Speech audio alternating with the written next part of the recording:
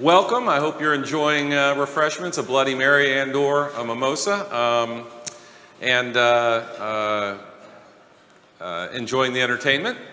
It's a great morning for us. We're really excited to introduce this new Rogue Sport. It's also good to have one more casual day before we suit up. And while I'm mentioning the show, please join us tomorrow at 11:30 when José Muñoz and Shiro Nakamura will reveal our advanced sedan concept in addition to the official reveal of this 2017 Rogue Sport, I should say.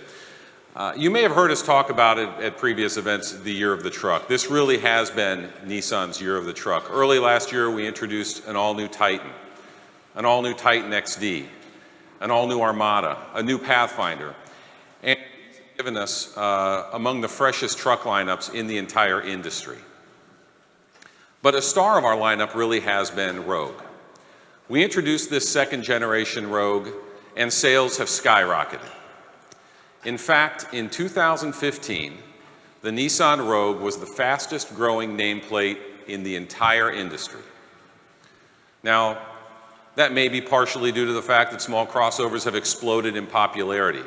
But think about this.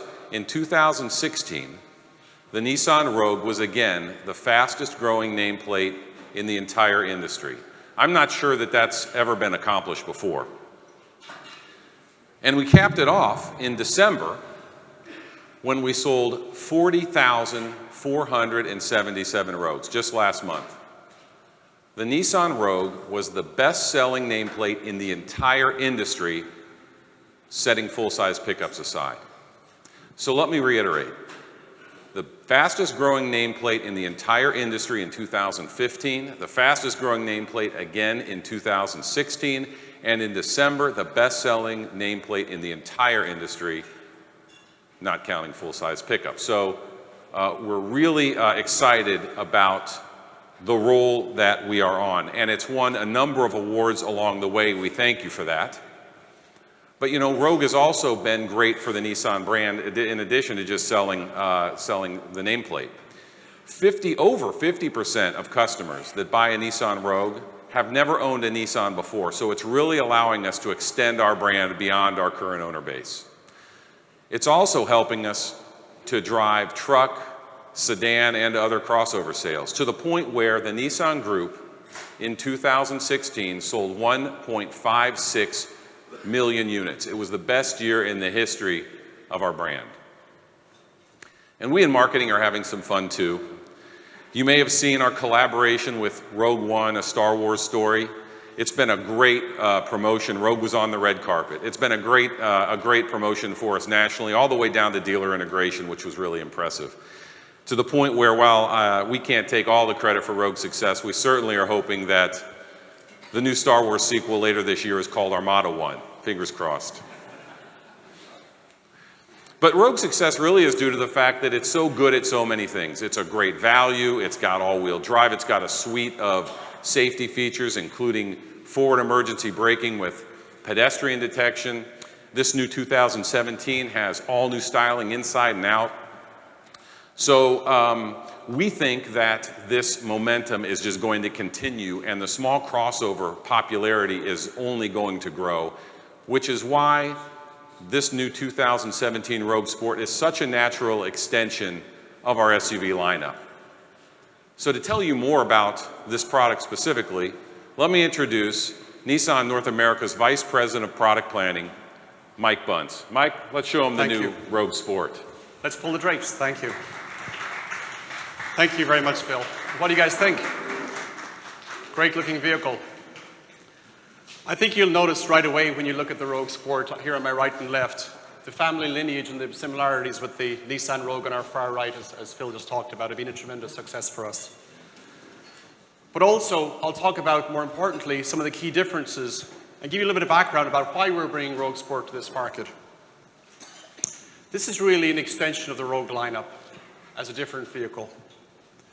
We have many buyers that come to our showrooms.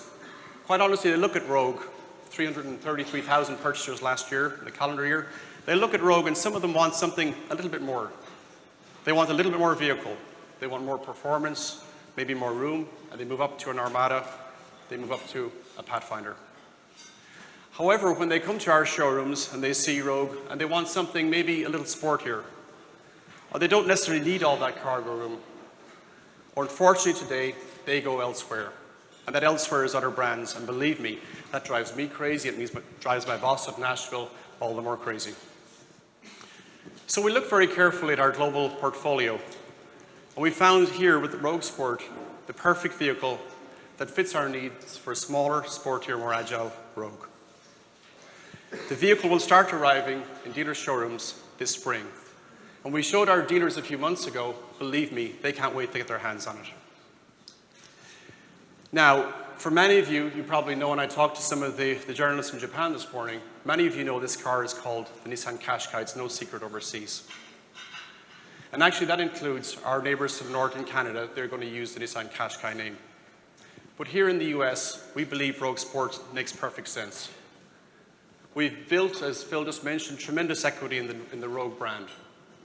And also keeping in mind, the two vehicles, the Rogue and the Rogue Sport, share a lot of common components, including our common global platform, the CMFA. So you might ask yourselves, well, why didn't we bring Rogue Sport to this market?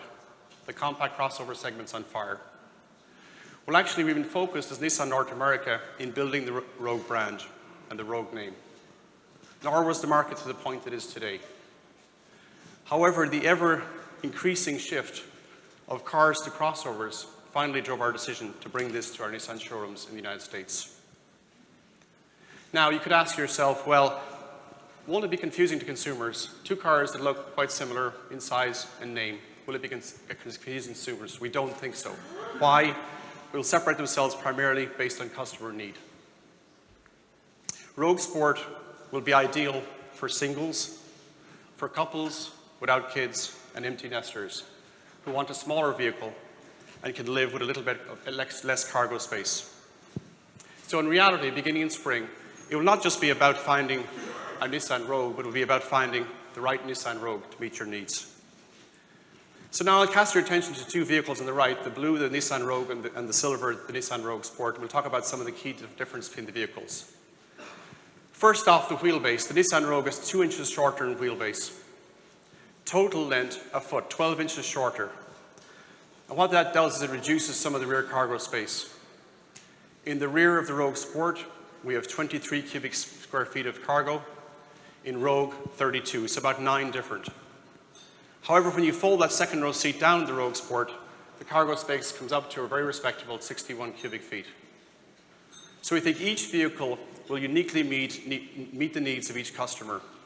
Rogue Sport for drivers and their stuff, the Rogue for drivers, their stuff and their family, either the extra cargo room or the optional third row available in Rogue today.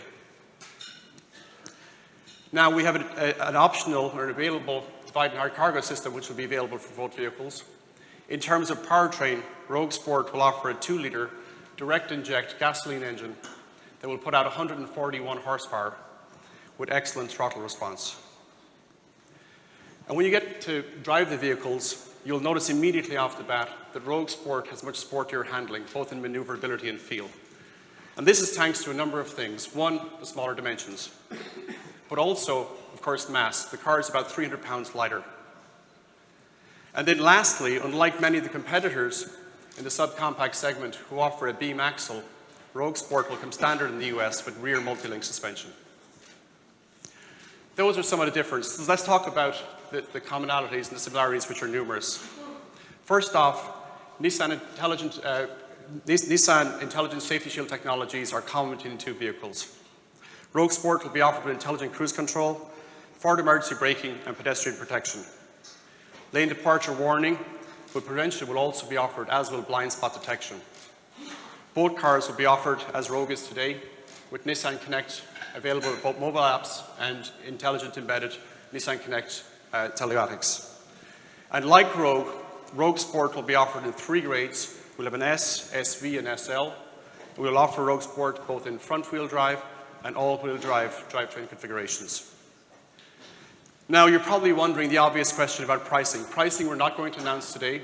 We'll talk about pricing closer to the on-launch date or the launch date of the car in spring of this year. But I will tell you, we've looked at the numbers, Rogue Sport will be extremely affordable in the United States market and extremely competitive with what's out there today. Now, I'd like to thank you for taking time to join us this morning. I would ask and remind you again to please respect the embargo timing. And as Phil mentioned, tomorrow at 11:30, we'll have a debut of our sedan concept vehicle. That will be done by our chairman of Nissan North America, Mr. José Muñoz, and Mr. Shiro Nakamura, head of global design. And then later in the day at 3 p.m., I think it is, we'll have the automobility keynote address will be given by Mr. Carlos Ghosn, and he will talk about autonomous, connected electric vehicles, current and future mobility. Now with that, I'm going to hand it back to Dan, who's going to join me back here, and he'll help to facilitate any questions you have for I, or the team, or the other members of the Rogue Sport team. Bring up some of the other team members, please, from Rogue Sport, Rogue Sport. We have Robin Morio from product planning, Ty Webb from marketing, and Rich Miller, also product planning. Anybody else? No? I can hardly see. Okay, so these guys will all be available. We invite everybody to come on up and take a look at the vehicle. That said, remember the embargo, 12:01 a.m. tomorrow. Make sure also, one thing you left out, you have to join us at Chelly's tomorrow night. Oh, yes, yes. You know, make sure there's invites by the door, and we also have them as well. So please come on up and join us. Thank you. Thank you.